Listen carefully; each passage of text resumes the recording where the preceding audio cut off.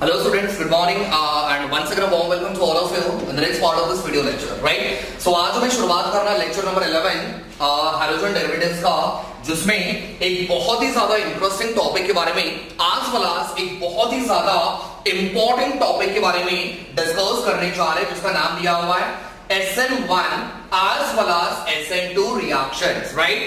बहुत ज्यादा important topic students, यहाँ पे आपको सबसे ज्यादा ध्यान देने की जरूरत आपको इस वीडियो लेक्चर में है, बिकॉज ये टॉपिक्स आपको पेपर में बहुत दफा पूछा गया है, करेक्ट है? एंड बाय चांस अगर आपका ये क्वेश्चन पेपर में आता है तो 3 से 4 मार्क्स आपके यहाँ पे फिक्स होंगे. So this question carries for 3 to 4 marks. Clear? समझ में आ गया? So this question will be for your 3 to 4 marks in your boards examination.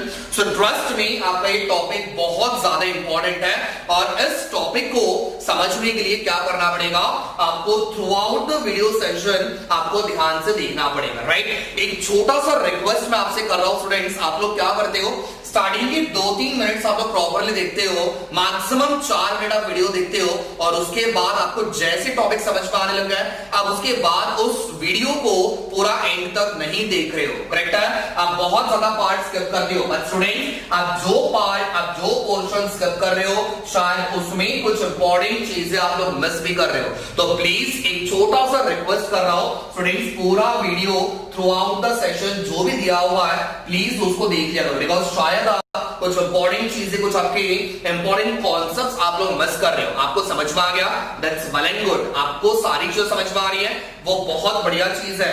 But क्या हो रहा है, कुछ आपके कॉम्पिटिटिव एग्जाम्स के हिसाब से या फिर आपको इस तरीके से ट्रिक्स आपको याद रखनी है, तो वो चीजें कहीं ना कहीं पे आप लोग मिस आउट कर रहे हो. तो प्लीज वीडियो को ध्यान से देखो तो ही आपको समझ में आएगा, ठीक है? टॉपिक क्लियर करना है, कॉन्सेप्ट क्लियर करना है, पूरा वीडियो एंड तक देखो. Clear?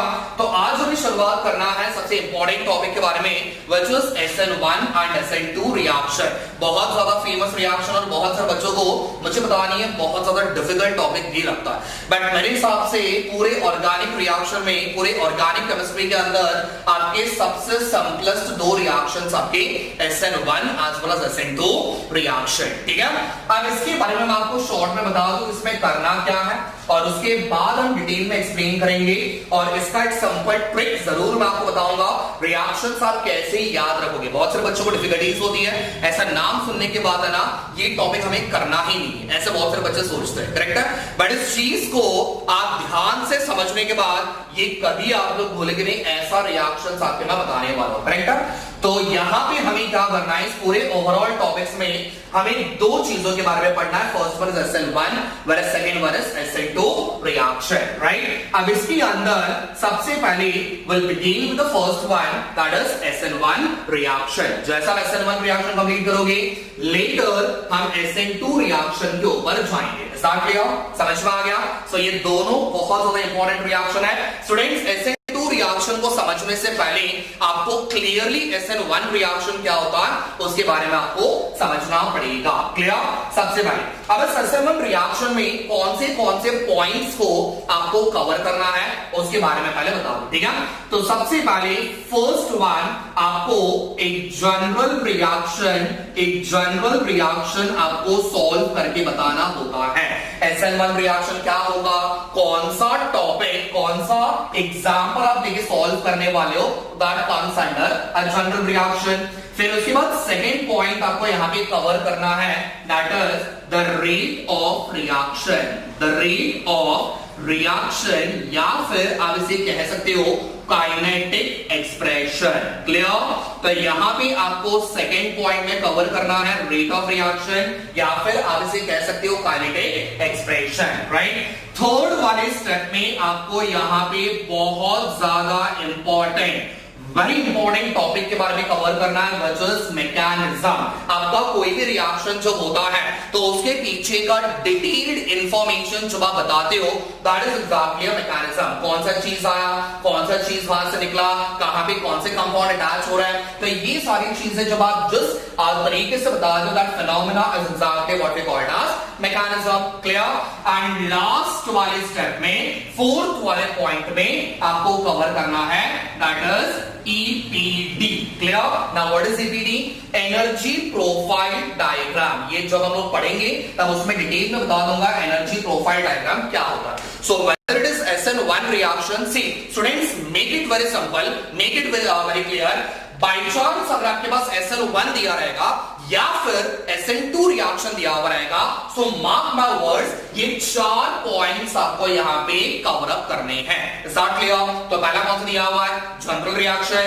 Second, rate of reaction या फिर kinetic expression. Third one, mechanism. And fourth one which is EPD. Clear? So far समझ में आ गया? अब हम शुरुआत करेंगे अब हम शुरुआत करेंगे SN1 रिएक्शन को. सबसे पहले समझते हैं S का मतलब क्या होता है, N का मतलब क्या होता है, whereas 1 का मतलब क्या होता है. क्लियर? चलो, तो विदाउट वेस्टिंग टाइम शुरुआत करते हैं. सबसे पहले N, फिर उसके बाद S, फिर उसके बाद N और उसके बाद 1. क्लियर? अब ये सारी चीजों का मतलब क्या होगा, ठीक है? चलो, तो सबसे पहले S का मतलब हो जाएगा substitution. Now this is really very important students. S का मतलब यहां पे हो जाएगा सब्स्टिट्यूशन. क्लियर? N का मतलब यहां पे बनेगा न्यूक्लियोफाइल. क्या बनेगा? न्यूक्लियोफाइल, या फिर आप उसको बोल सकते हो न्यूक्लियोफिलिक. क्लियर? समझ में आ गया? And 1 stands for unimolecular. 1 का मतलब क्या बन जाएगा? 1 का मतलब क्या बन जाएगा? यूनिमॉलिक्यूलर. और else it can be also called as first order reaction. क्या कहोगे स्टूडेंट्स आप इसको? First order reaction. मैं बहुत ही आराम से जा रहा हूं, वीडियो थोड़ा सा लेंथी जरूर होगा, बट अगर आपको कॉन्सेप्ट क्लियर करना है so please, it's a humble request, हर एक टॉपिक को ध्यान से समझो. डेफिनेटली ये क्वेश्चंस आपके पेपर में बहुत बार पूछा हुआ है. क्लियर? तो S का मतलब क्या बन जाएगा? सब्स्टिट्यूशन. N का मतलब क्या बन जाएगा? न्यूक्लियोफाइल या फिर न्यूक्लियोफिलिक. एंड 1 का मतलब क्या बन जाएगा? यूनिमॉलिक्यूलर और else a first order reaction. Clear? तो इसको कैसे पढ़ोगे? तो इसका पढ़ने का तरीका होता है unimolecular nucleophilic substitution reaction. Clear?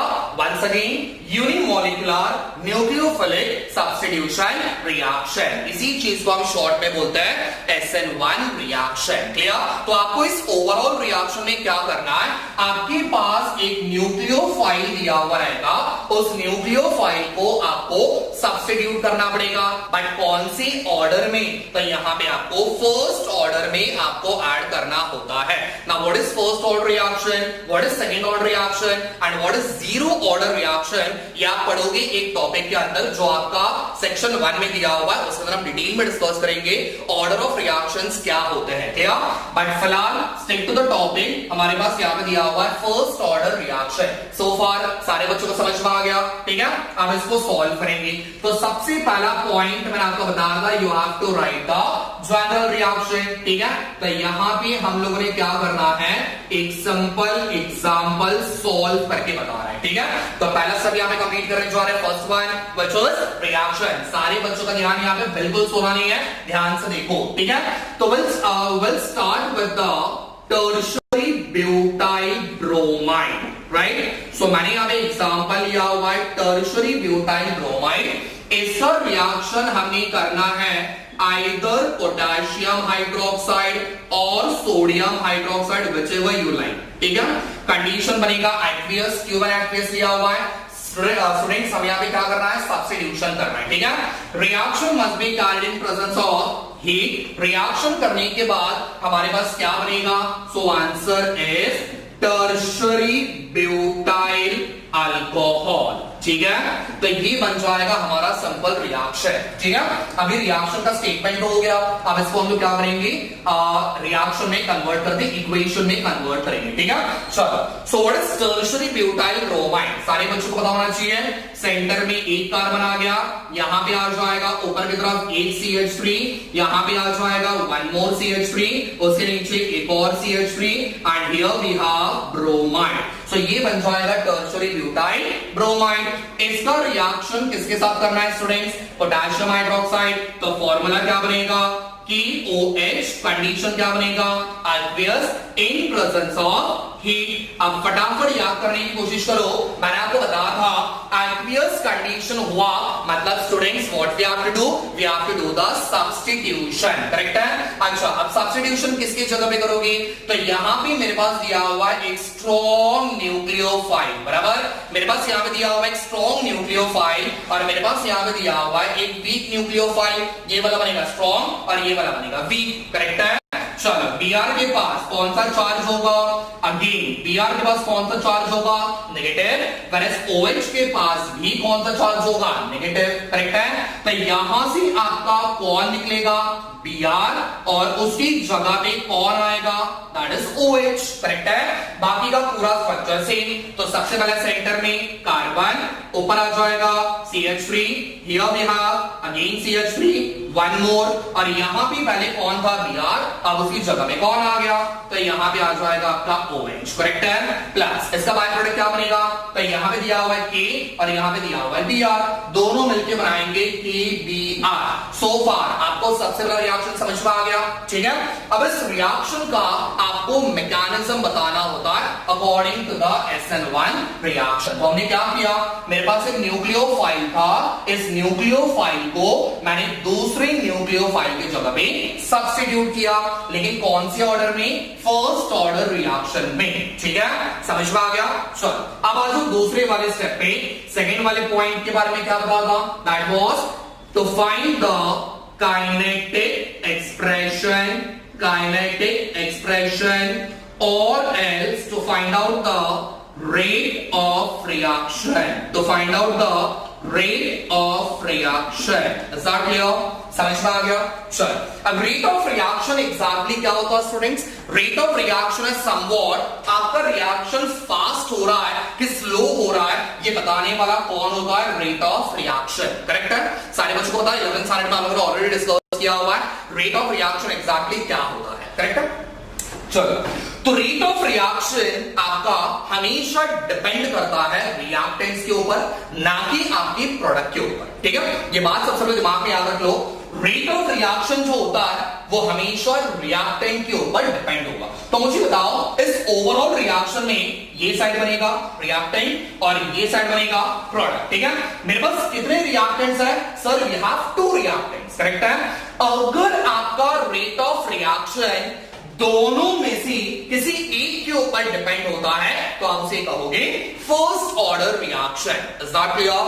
और बाय चांस अगर आपका रेट ऑफ रिएक्शन दोनों रिएक्टेंट्स के ऊपर डिपेंड होता है तो आप उसे कहोगे सेकंड ऑर्डर रिएक्शन। से फॉर एग्जांपल, फिलहाल आपके घर पे आपके वर्किंग पर्सन कौन है, तो आपके पापा होंगे। से फॉर एग्जांपल, किसी किसी घर पे मम्मी भी काम करती है, किसी किसी घर पे सिर्फ पापा काम करते हैं, ठीक है। तो आपके घर पे आपके parents are the working person. अगर आपके घर पे सिर्फ पापा अकेले कमा रहे हो और आप सिर्फ उनके ऊपर डिपेंडेंट हो, मतलब पूरा घर किसके ऊपर डिपेंडेंट है, सिर्फ एक बंदे के ऊपर, दैट इज योर डैड, बराबर। तो आपके पापा के ऊपर डिपेंडेंट है, मतलब रेट ऑफ रिएक्शन क्या बनेगा, first order reaction. In similar case अगर आपके पापा के साथ आपकी मम्मी भी काम कर रही है, मतलब पूरा घर 2 लोगों पे डिपेंड हो रहा है, तो that is second order reaction. एक सिंपल सा एग्जांपल लेके मैंने आपको बताया, ठीक है। तो इसका आंसर कैसे निकालोगे, तो यहां पे आ जाएगा रेट ऑफ रिएक्शन, क्लियर।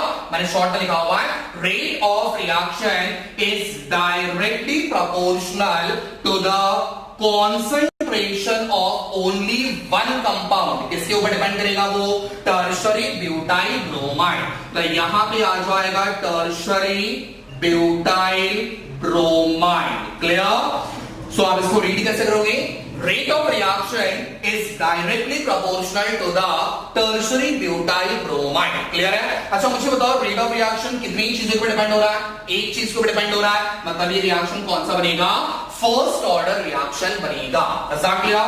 चलो थोड़ा सा इसको और आगे सॉल्व कर लेंगे, फटाफट कहना, रेट ऑफ रिएक्शन, ये वाला प्रोपोर्शनलिटी सिंबल को रिमूव करना है। What we have to do, सबसे पहले is equals to we have to take a constant, clear. बाकी का पूरा same, that is tertiary butyl bromide, is that clear, समझ में आ गया, ठीक है। बाजू में आपने यहां पे मेंशन करना है where K is equals to rate constant, K क्या बन जाएगा हमारा, rate constant बनेगा, ऐसा क्लियर। सो फार समझ में आ गया सारे बच्चों को? तो यहां पे फर्स्ट वाले स्टेप में डिस्कस किया रिएक्शन के बारे में, सेकंड वाले स्टेप में डिस्कस किया काइनेटिक एक्सप्रेशन के बारे में। क्लियर? अब हम तीसरे स्टेप के बारे में कंप्लीट करेंगे जहां पे आपको दिखाना है मैकेनिज्म के बारे में। अच्छा, मैकेनिज्म में क्या करने वाले मैं आपको पहले बता दो। आप शुरुआत यहां से करोगे, सारे बच्चों को ध्यान यहाँ पे, आप शुरुआत यहां से करोगे और आपका आंसर टर्शरी ब्यूटाइल अल्कोहल में कन्वर्ट कैसे हुआ that you have to show. ठीक है, ये चीज आप मैकेनिज्म में क्लियर करने वाले हो। ठीक है, तो यहां भी आपका मैकेनिज्म ध्यान से समझना बहुत ज्यादा इंपॉर्टेंट है, बिकॉज ज्यादा वेटेज आपका इस क्वेश्चन में मैकेनिज्म कैरी करता है। ठीक है, तो मैकेनिज्म आपको प्रॉपरली दिखाना है कैसे आपने सॉल्व किया। ठीक है, चलो so third step which is mechanism. ठीक, तो अब यहां पे मैकेनिज्म के बारे में बताएंगे। मैकेनिज्म यूजुअली आपको क्या करना होता है, यहां पे बता दो हाउ यू हैव कन्वर्टेड, ये पेपर में मत लिख देना, ये आपको समझाने के लिए बता रहा हूं। ठीक है, how you have converted what tertiary butyl bromide into tertiary butyl alcohol that you have to show. Clear? तो आपने टर्शरी ब्यूटाइल ब्रोमाइड को टर्शरी ब्यूटाइल अल्कोहल में कन्वर्ट कैसे किया, इस चीज के बारे में आपको मैकेनिज्म में बताना। क्लियर? समझ में आ गया ना? Whenever you are doing about SN1 reaction, right? Friends, ध्यान से समझना, जब आप SN1 reaction के बारे में सॉल्व कर रहे हो तो मैकेनिज्म 2 स्टेप का होगा। कितना? 2 स्टेप का। क्लियर? चलो, तो फर्स्ट वन, पहला स्टेप यहां पे बनेगा first one, step number 1। Clear? तो step number 1 is formation of carbocations. Clear?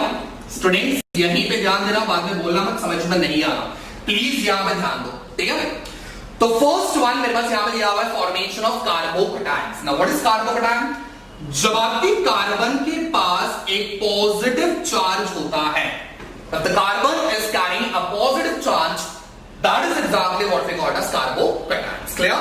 चलो, रिएक्शन की शुरुआत करेंगे। अब यहां पे प्रॉब्लम क्या है ना, आपने जो रिएक्शन बताया था that was in the normal form, but यहां पे जब आप मैकेनिज्म बता रहे हो उसे आप लोग स्टीरियोकेमिस्ट्री के फॉर्म में आपको बताना होगा। करेक्ट है? Now what is stereochemistry?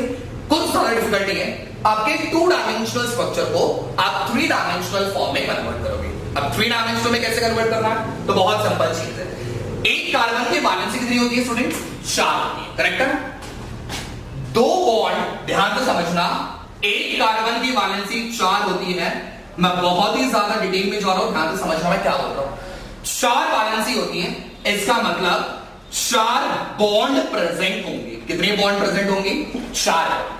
ठीक है, जिसमें से 2 बॉन्ड आपके प्लेन पे प्रेजेंट होंगे। प्लेन बोला मतलब सपोज मान के चलते हमारा बोर्ड है, ये बोर्ड हमारा प्लेन का काम करेगा। ठीक है, तो एक बॉन्ड मैंने ऐसा निकाल दिया, एक बॉन्ड मैंने ऐसा निकाल दिया, तो ये बन जाएंगे मेरे 2 बॉन्ड जो कहां पे है? आपके प्लेन पे है। क्लियर? समझ में आ गया? बाकी बचे हुए एक बॉन्ड आपका जो रहेगा ये होगा बैक साइड, मतलब आपका बैक साइड का प्लेन और बिलो द प्लेन। ठीक है, मतलब इस बोर्ड के पीछे की तरफ एक बॉन्ड आपका जो आ रहा है, दैट इज एक बॉन्ड आपका वहां पे, एंड बाकी बचा हुआ एक बॉन्ड जो रहेगा ये आपका फ्रंट साइड, ये आपका फ्रंट साइड में, या फिर this is coming towards you, मतलब इस बोर्ड के बाहर की तरफ निकल रहा है। समझा? ये हमारे पास एक प्लेन होगा, ये हमारे पास एक प्लेन होगा, बाहर की तरफ जो निकल रहा है ये बनेगा फ्रंट साइड, और इसके पीछे की तरफ जो निकल रहा है this is back side. Clear? समझ में आ गया? This is below and this is above. ठीक, क्लियर हो गया? अब बैक साइड वाले बॉन्ड को आप रिप्रेजेंट किससे करोगे? तो बैक साइड वाले बॉन्ड को आपको रिप्रेजेंट करना होता है इस तरीके से, डैश वाले फॉर्म में। ठीक है, वरस फ्रंट साइड वाले को आप रिप्रेजेंट कैसे करोगे? तो आपने रिप्रेजेंट करना है इस वाले बॉन्ड से। ठीक है, समझ में आ गया? तो ये बन जाएगा आपका डैश एंड वेज फॉर्म। ठीक है, ये बनेगा डैश और ये वाला बनेगा वेज। तो जब आप डैश एंड वेज फॉर्म में बताते हो that is 3 dimensional arrangement. Clear? Because यहां पे आपको 3 डायमेंशनल बताना दैट्स क्वाइट डिफिकल्ट बिकॉज आपका 2D है। ठीक है, ये बोर्ड जो है दैट इज 2D।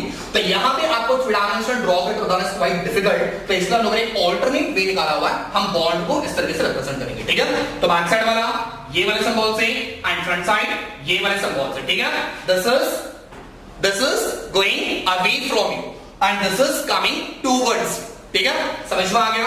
चल, तो यहां पे सबसे पहले फर्स्ट वाले स्टेप में क्या करना है, फर्स्ट वाले स्टेप में फॉर्मेशन ऑफ कार्बोकैटायंस के बारे में आपको बताना है। ठीक है, चलो शुरुआत कहां से की हम लोगों ने, टर्शियरी ब्यूटाइल ब्रोमाइड। तो स्ट्रक्चर निकाल लें। ठीक है, यहां पे आ जाएगा सेंटर में कार्बन, ऊपर की तरफ आ जाएगा CH3, यहां पे आ जाएगा एक बॉन्ड आपका फ्रंट साइड। ठीक है, ये एक ही बार मैं कर रहा हूं, इसके बाद आप लोगों ने करना है इस तरीके से बताओगे। यहां पे आ गया CH3, एक बॉन्ड आपने डैश वाले फॉर्म में बताना। ठीक है, यहां पे भी आ जाएगा एक और CH3 and what we have one more Br। Clear? समझ में आ गया? So this is what a tertiary butyl bromide is. Clear? Okay, now what we have to do is, अब देखो प्रॉब्लम क्या है हमारे पास। यहां पे क्या दिया हुआ है, Br दिया हुआ है which is a strong nucleophile. Clear? ये हमारा एक स्ट्रॉन्ग न्यूक्लियोफाइल है। जब तक आप इसको नहीं रिमूव करोगे तब तक आपका OH अटैक नहीं होगा। क्लियर? मुझे यहां से Br को निकाल के OH को लगाना है। सो फार समझ में आ गया? अब इस Br को निकालने के लिए हमें क्या करना पड़ेगा, बहुत ही ज्यादा ध्यान से समझ लो। यहां पे आपके इस Br को निकालने के लिए ट्रेमेंडस अमाउंट ऑफ एनर्जी की जरूरत होती है। मतलब यहां पे एनर्जी ऑफ एक्टिवेशन आपको ज्यादा लगेगा। क्लियर? जब आपका एनर्जी ऑफ एक्टिवेशन ज्यादा लग रहा है क्या करने के लिए, इस बॉन्ड को ब्रेक करने के लिए। क्लियर? तो जब आपका एनर्जी ऑफ एक्टिवेशन ज्यादा लगेगा मतलब आपका रिएक्शन कैसा जाएगा, स्लो जाएगा students. Clear? This is really very important, इसलिए मैं बोल रहा हूं कोई स्टेप स्किप मत करो। ठीक है, एंड स्लो रिएक्शन जब जा रहा है तो आप इसे कहोगे RDS। RDS का मतलब होता है rate determining step. Clear? RDS का मतलब होता है रेट डिटरमाइनिंग स्टेप। तो इस वाले स्टेप को आप लोग क्या बोलोगे, रेट डिटरमाइनिंग स्टेप। अब क्या हुआ, आपने एनर्जी ऑफ एक्टिवेशन ज्यादा लगाया, एनर्जी ज्यादा लगाया किसको निकालने के लिए, एक स्ट्रॉन्ग न्यूक्लियोफाइल को निकालने के लिए। तो आपका रिएक्शन कैसा होगा, स्लो होगा। आपका रिएक्शन कैसा जा रहा है, स्लो जा रहा है। मतलब ये वाला कैसा बनेगा, रेट डिटरमाइनिंग स्टेप बनेगा। अब क्या होगा, यहां पे आपके पास एक इंटरमीडिएट कंपाउंड का फॉर्मेशन होगा। तो यहां पे आ जाएगा CH3, यहां पे आपका सिमिलर चीज वापस वही लगाना है CH3, इसको ब्लैक वाले में कर लेना, और यहां पे आ जाएगा आपका one more CH3 and what happens is, ये वाला Br अब आपका बॉन्ड ब्रेक कर रहा है, लेकिन पूरी तरीके से ब्रेक हुआ नहीं यहां। तो यहां पे आपने बताना है कुछ इस तरीके से, यहां पे आ जाएगा Br। क्लियर? Br के पास पार्शियल नेगेटिव, कार्बन के पास पार्शियल पॉजिटिव। क्लियर? अब इसे हम लोग कहेंगे इंटरमीडिएट कंपाउंड। क्या कहोगे, इंटरमीडिएट कंपाउंड, या फिर आप इसे कह सकते हो ट्रांजिशन स्टेट 1। क्या कहोगे, ट्रांजिशन स्टेट 1। ठीक है, समझ में आ गया? चलो आगे बढ़ेंगे।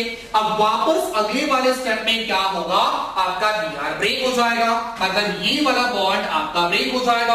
अब बॉन्ड ब्रेक होने के बाद क्या होगा, तो सेंटर में आ गया कार्बन, ऊपर आ गया CH3, यहां पे front side that is about the plane आ गया CH3, बिलो द प्लेन वापस आ गया CH3, और यहां से आपका Br रिलीज हो गया, जिसके पास नेगेटिव चार्ज है, एंड कार्बन के पास कौन सा चार्ज है, पॉजिटिव। सो कार्बन के पास पॉजिटिव चार्ज आ गया, मतलब ये बन जाएगा हमारा कार्बोकैटायन। सो फार समझ में आ गया? तो ये बन गया स्टेप नंबर 1। इसी तरीके से सॉरी, इसी तरीके से आपको यहां पे शो करना, this is exactly a stereochemistry. Clear, समझ में आ गया? अब हम लोग बढ़ेंगे स्टेप नंबर 2 पे। अब स्टेप नंबर 2 पे क्या होगा, ध्यान से देखना। हमारे पास गाड़ी कहां पे आके रुक गई, कार्बोकैटायंस के पास। कार्बोकैटायंस मेरे पास बन गया, देखो रास्ता क्लियर हो गया।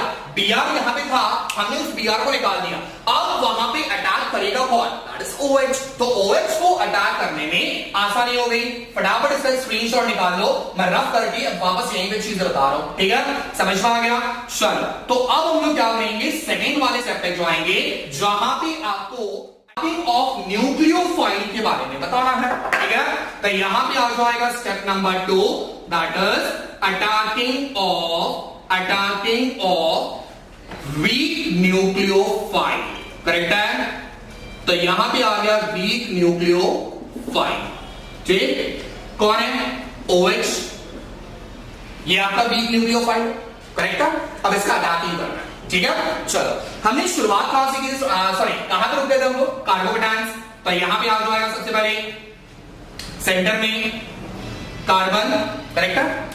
ऊपर आ जाएगा CH3, सॉरी यहां पे आ जाएगा CH3 और यहां पे भी आ जाएगा CH3। कार्बन के पास पॉजिटिव चार्ज। अब मुझे बताना, ये वाला बन जाएगा कार्बोकैटायन। क्लियर, समझ में आ गया? चलो, अब इसको अटैक करने कौन आता है, अटैकिंग करने कौन आ रहा है, वीक न्यूक्लियोफाइल। कौन है स्टूडेंट्स, OH। तो यहां पे आ जाएगा OH with a negative charge and a single lone pair. ये सारी चीज आपको निकालने में बतानी होती है, ठीक है? चलो, अब अटैकिंग जो है ना, ये दो तरफा होती है। पॉइंट ध्यान से समझना क्या होगा, ठीक है? बहुत इंपॉर्टेंट है। ये जो OH है ना, इसके पास दो रास्ते हैं। एक तो वो फ्रंट साइड से अटैक करेगा, देखो, एक तो ये फ्रंट साइड से अटैकिंग कर सकता है, या तो इसके पास बैक साइड भी खाली है, तो या तो फिर ये आपका बैक साइड से भी अटैकिंग कर सकता है। समझ में आ गया? तो ये बनेगा कार्बोकैटायन। कार्बोकैटायन के पास दोनों रास्ते खाली, दोनों दरवाजे खुले हुए, ठीक है? कोई चौकीदार नहीं, कोई पहरेदार नहीं। एक तो OH आगे से भी अटैक कर सकता है, या तो OH बैक साइड से भी अटैक कर सकता है। अगर ये फ्रंट साइड से अटैकिंग कर रहा है, तो हम इसे करेंगे फ्रंट साइड अटैकिंग। क्या कहोगे, फ्रंट साइड अटैकिंग। वरस अगर ये बैक साइड से अटैक कर रहा है, तो आप इसे कहोगे that is called as back side attacking. क्या कहोगे, बैक साइड अटैकिंग। समझ में आ गया? चलो, अब ये रिएक्शन जो है ना, ये रिएक्शन फास्ट होता है। सर हाउ कम ये रिएक्शन फास्ट कैसे होता है, पहले स्लो क्यों हो रहा था? बेटा वहां से हमने रिमूव किसको किया था, Br को रिमूव किया था। तो Br को रिमूव करने के लिए आपको बहुत ज्यादा एनर्जी की जरूरत है, तो रिएक्शन स्लो हो जाएगा। अब यहां पे आप जो OH अटैक कर रहे हो, तो यहां पे आपको एनर्जी ज्यादा नहीं लगता, और जहां पे एनर्जी ज्यादा नहीं लग रहा, इसका मतलब रिएक्शन कैसा होगा, तो फास्ट होगा। अब रिएक्शन करने के बाद एक तो OH आपका फ्रंट साइड से अटैक करेगा, तो यहां पे आपका स्ट्रक्चर कैसा होगा, तो सेंटर में आ गया C, ऊपर आ गया CH3, this is above the plane, this is below the plane, ठीक है? अगर आपका OH फ्रंट साइड अटैकिंग करता है, तो यहां पे स्ट्रक्चर क्या बनेगा, कुछ इस तरीके से आएगा। करेक्ट है? समझ में आ गया? तो यहां पे आ जाएगा पार्शियल नेगेटिव, यहां पे आ जाएगा partial positive. And by chance अगर आपका OH बैक साइड से अटैक कर रहा है, तो स्टूडेंट स्ट्रक्चर कैसा बनेगा, तो यहां पे आ जाएगा बैक साइड अटैकिंग। क्लियर? मैं वापस रिपीट कर रहा हूं स्टूडेंट्स, दोनों एक साथ नहीं होंगे, एक तो फ्रंट साइड या फिर बैक साइड। क्लियर हुआ? अगर आप बोलोगे सर दोनों एक साथ हो रहे क्या, तो बेटा कार्बन की वैलेंसी 5 हो जाएगी। कार्बन की वैलेंसी कभी 5 होने वाली है क्या? So answer is no. तो आइदर दिस वन और दिस वन। क्लियर? चलो, तो ये बन जाएगा हमारा इंटरमीडिएट स्टेप, और इंटरमीडिएट स्टेप को हम लोग क्या कहेंगे, दैट इज ट्रांजिशन स्टेट 2। क्या कहोगे, ट्रांजिशन स्टेट 2। क्लियर है? अब इसमें से हमारे पास दो आंसर्स बनेंगे। कितने आंसर बनेंगे? दो आंसर बनेंगे। सबसे पहला ध्यान से समझना, फर्स्ट वन, अगर आपका OH फ्रंट साइड से अटैक कर रहा है, तो आपका स्ट्रक्चर कुछ इस तरीके से बनेगा, C ऊपर CH3, यहां पे आपका फ्रंट साइड में CH3, यहां पे आपका बैक साइड में CH3, और यहां पे आ जाएगा आपका OH। क्लियर? ये कहां से हुआ, फ्रंट साइड से हुआ। अगर यही OH बैक साइड से अटैक करेगा तो आपका स्ट्रक्चर कैसा बनेगा, कुछ इस तरीके से आएगा। सेंटर में C ऊपर आ जाएगा CH3, ये वाला पूरा वहां पे चला जाएगा, ठीक है। तो यहां पे आ जाएगा CH3, यहां पे आ जाएगा CH3 और यहां पे आ जाएगा OH। देखो दोनों में डिफरेंस दिख रहा है, यहां पे आपका फ्रंट साइड OH और यहां पे आपका बैक साइड OH, ठीक है। अच्छा, अगर आपका OH फ्रंट साइड से अटैक करता है तो आप उसे कहोगे रिटेंशन, क्लियर। अगर आपका OH फ्रंट साइड से अटैक करता है तो आप उसे कहोगे रिटेंशन, वरस अगर आपका OH बैक साइड से अटैक कर रहा है तो आप उसे कहोगे दैट इज इंवर्जन। क्या कहोगे, इंवर्जन, क्लियर, समझ में आ गया सो फार, ठीक है। तो ये बन जाएगा आपका रिटेंशन और ये बन जाएगा आपका inversion. So this is all okay. तो स्टूडेंट्स यहां पे हम लोग कंप्लीट कर लेते हैं, रिटेंशन और इन्वर्जन के स्ट्रक्चर्स आपके पास मिल गए। अब हमें क्या करना है, लास्ट में ईपीडी के बारे में सॉल्व करना है, बट ईपीडी मैं आज आपको नहीं कंप्लीट करवा के दे रहा हूं बिकॉज वीडियो ऑलरेडी थोड़ा सा लेंथी हो चुका है। तो प्लीज आप एक काम कर लो, मैकेनिज्म ध्यान से समझना, बिकॉज जब तक आपको मैकेनिज्म नहीं समझ में आएगा आप ईपीडी सॉल्व नहीं कर पाओगे। And definitely damn sure paper में बहुत बार क्वेश्चन पूछा जाता है, ठीक है। तो प्लीज असाइनमेंट के बारे में ध्यान से समझना और इसके प्रॉपर एक नोट्स बना के रखो, ठीक है। सो कल मिलेंगे आपके ईपीडी के साथ एंड ऑफ कोर्स हमें असाइन 2 रिएक्शन भी कंप्लीट करना है। If any doubt so please comment section में मेंशन कर दो, आपके डाउट्स तुरंत क्लियर हो जाएंगे। Thank you so much, stay tuned for the next video.